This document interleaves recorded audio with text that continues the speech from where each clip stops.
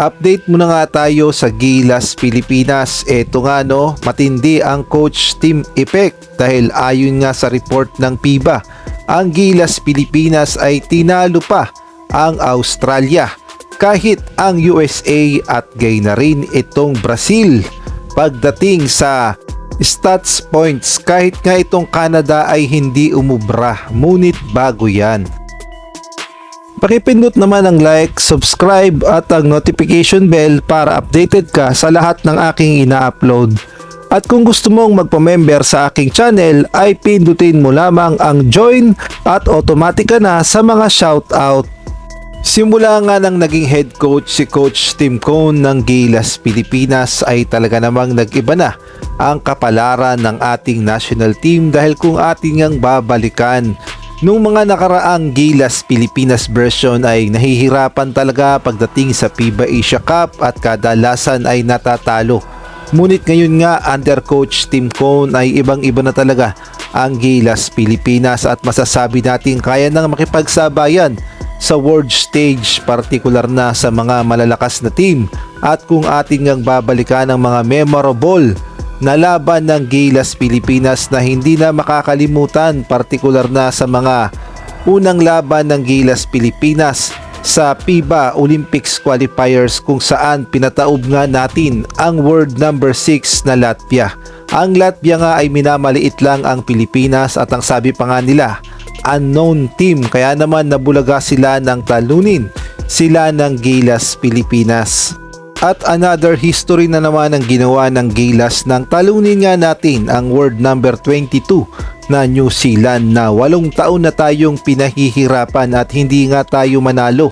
At for the first time under Coach Tim Cone ay talaga namang tinalo natin itong New Zealand. Ngunit bago nga tayo magpatuloy, shoutout muna nga tayo kay Ronald Verbosidad, Salvatores, Catherine Vigilla, Jobel Orot, Kuya Moto TV, Jamie Amadar, Nel Herbito, Mario Martir, Edmond Cubal Supnet, Jeffrey Cruz, Marcelino Junior Cruz, Marlo Bungalbal, Chodoro Alonso.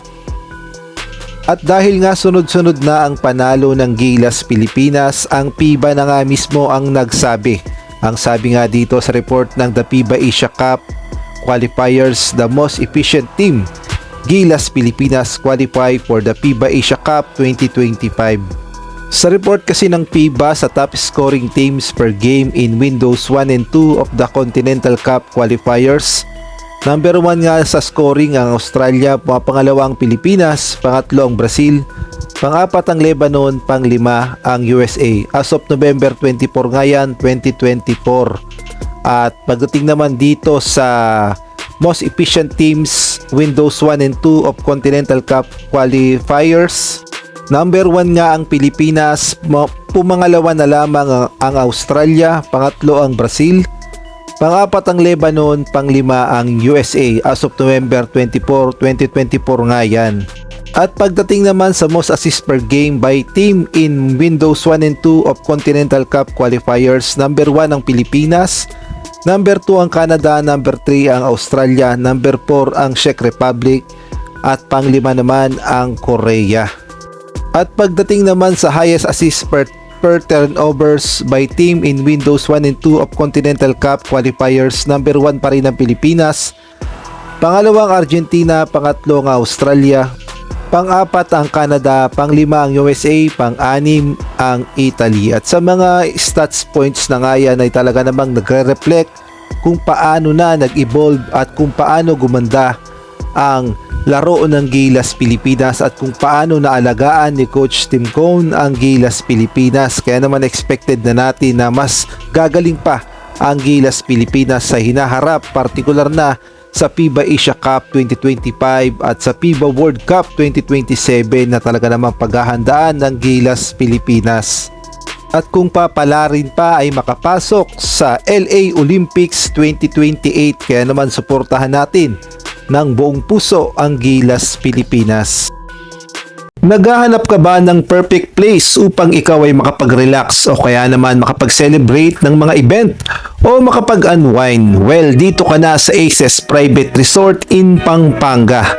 Experience the luxurious and aesthetic modern private resort with Mount Arayat View, located at Purok 3 Bicol, Mabalacat City, Pampanga. For reservation, please call or message the Facebook page of Aces Private Resort with cellphone number 0976 000 1204. Book now to get a 30% discount, limited slot only.